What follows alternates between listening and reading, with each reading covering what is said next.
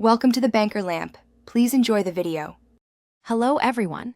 In this video, I will explain how to remove a Subaru fuel line using an easy method. Before we begin, safety is paramount.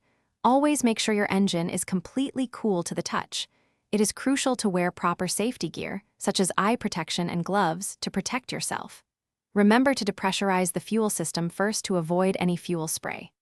Also, keep some rags handy, as a small amount of fuel may still drip out. Subaru vehicles often feature a distinct quick connect design for their fuel lines.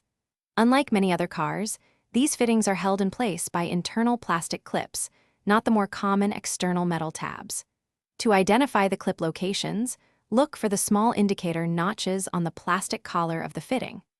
The crucial internal release tabs are situated precisely 90 degrees from these visible alignment marks, which is key to their removal. Now for the easy part, disconnecting the line. You will need two 90-degree picks or two flattened zip ties. Carefully insert one pick or zip tie into each of the two slots, which are 90 degrees from the indicator notches. Gently push inward on both picks or zip ties simultaneously to depress the internal plastic tabs.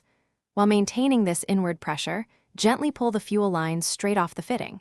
It should slide off with minimal resistance. Reinstalling the fuel line is straightforward. First, inspect the O-rings inside the fitting to ensure they are clean and free from any damage.